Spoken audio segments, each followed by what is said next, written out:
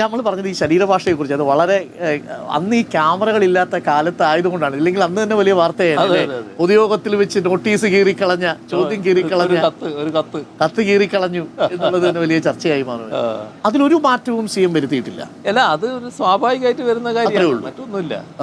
അവർക്ക് ചെയ്യാൻ പാടുള്ളതേ ചെയ്യാൻ പാടുള്ളൂ എന്നുള്ളതാണ് എൻ്റെ സിദ്ധാന്തം. പക്ഷെ അതിനെ പ്രതിപക്ഷം ധാർഷ്ട്യമായിട്ടും അഹങ്കാരമായിട്ടുമാണ് പ്രചരിപ്പിച്ചുകൊണ്ടിരിക്കുന്നത്. ഇത് ആദ്യമായിട്ടല്ല, അങ്ങയുടെ ശരീരഭാഷയെക്കുറിച്ച് ലേഖനം തന്നെ വന്നിട്ടുണ്ട്. അല്ലാതെ അങ്ങനെ ധാർഷ്ട്യമാണെന്ന് പറയുന്ന കാര്യം അതിനില്ല. സാധാരണ നിലക്ക് അതെന്നെ പറ്റിയൊരു ചിത്രീകരണത്തിന് വേണ്ടി നടത്തുന്ന കാര്യമാണ്. നമ്മുടെ കേരളത്തിലെ ഒരു കൂട്ടം ഈ വലതുപക്ഷ ഭാഗത്ത് നിന്ന് കടുത്ത എതിർപ്പുകളാണല്ലോ എനിക്കെതിരെ ബോധപൂർവം ഉയർത്തിക്കൊണ്ടുവന്നിരുന്നത്.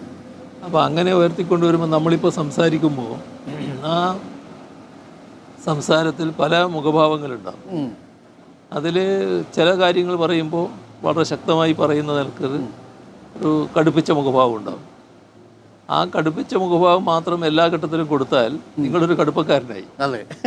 അതാണ് എൻ്റെ കാര്യത്തിൽ പ്രയോഗിച്ചത്. അത് ബോധപൂർവം പ്രയോഗിക്കുകയാണ്. ഞാൻ പിന്നെ അതൊന്നും ശ്രദ്ധിക്കാറില്ല.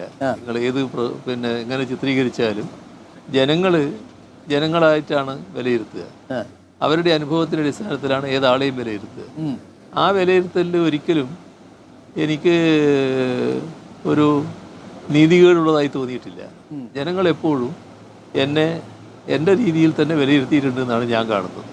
ഇത് വേണമെങ്കിൽ ഒരു കൗണ്ടർ പ്രൊപ്പഗാൻഡ വെച്ച് CMന് നേരിടാവുന്നേ ഉള്ളൂ. ഒരു PR ഏജൻസിയെ സമീപിച്ചാൽ തന്നെ അങ്ങനെയാണല്ലോ പ്രൊഫഷണലായിട്ടുള്ള രാഷ്ട്രീയ നേതാക്കൾ ശരീരഭാഷ എന്താവണം, ഉടുക്കുന്നത് എന്താവണം, ധരിക്കുന്ന വസ്ത്രം എന്താവണം, നമ്മൾ ദേശീയ നേതാക്കളെ കുറിച്ചൊക്കെ കേട്ടിട്ടുണ്ട്. അങ്ങനെയൊന്നും ആലോചിച്ചിട്ടില്ലേ?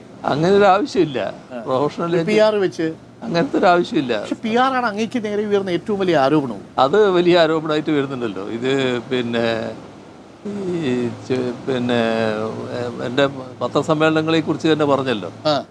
അപ്പോൾ ഞാനും തന്നെ പത്രക്കാരോട് ചോദിച്ചല്ലോ, നിങ്ങൾ ചോദിക്കുന്ന ഒരുപാട് ചോദ്യങ്ങളുണ്ടല്ലോ, അന്നേരം ഞാൻ ഏതെങ്കിലും ആളോട് ചോദിച്ചിട്ടാണോ മറുപടി പറയുന്നത്?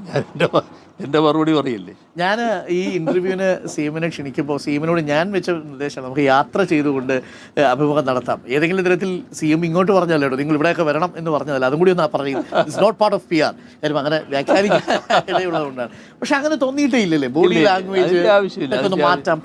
അതിൻ്റെ ആവശ്യമില്ല. നമ്മുടെ ആളുകൾ, ജനങ്ങൾ നമ്മളെ ഓരോ രീതിയും വിലയിരുത്തുന്നവരാണ്. നിങ്ങൾ കൃത്രിമമായിട്ട് കാര്യങ്ങൾ ചെയ്യുമ്പോൾ അത് ജനങ്ങൾക്ക് പെട്ടെന്ന് മനസ്സിലാവും. കൃത്രിമമല്ല എന്ന് തോന്നിയാൽ അതുമായിട്ട് ജനങ്ങൾ പൊരുത്തപ്പെടും. നാളെ മുഖ്യമന്ത്രി പദത്തിൽ നിന്ന് ഇറങ്ങി ധർമ്മടത്ത് ഈ പിണറായിയിലൂടെ നടന്നു പോകാൻ പറ്റണം. അതെ, അതാണല്ലോ ഏറ്റവും നല്ല കാര്യം.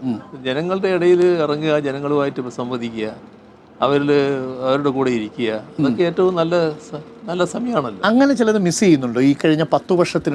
അത് പൂർണ്ണമായിട്ടും മിസ് ചെയ്യല്ലോ. പൂർണ്ണമായിട്ടും സമയം കിട്ടില്ലാലോ. നാട്ടിലെ സൗഹൃദം സമയം കിട്ടില്ലാലോ. ഇപ്പോൾ നാട്ടിൽ സമയം ചെലവഴിക്കാനേ ഉണ്ടാവില്ലല്ലോ. പോകണമെന്ന് ആഗ്രഹിച്ചാലും പോകാൻ പറ്റില്ലല്ലോ. ഈ തിരക്കിനിടയിൽ വന്നിരിക്കാൻ പറ്റിയൊരു സ്ഥലം ആഗ്രഹിക്കുന്നത് എവിടെയായപ്പോൾ? അല്ല, അത് ഞാൻ എപ്പോഴും വീട്ടിലിരിക്കാനാണ് ആഗ്രഹിക്കുക. ധർമ്മടത്തെ വീട്ടിൽ? അല്ലാതെ പിണറായിയുടെ വീട്ടിൽ അല്ലേ? അവിടെ ഓർമ്മകളുള്ള ആ വീട്ടിലിരിക്കുക അല്ലേ? ഓക്കെ.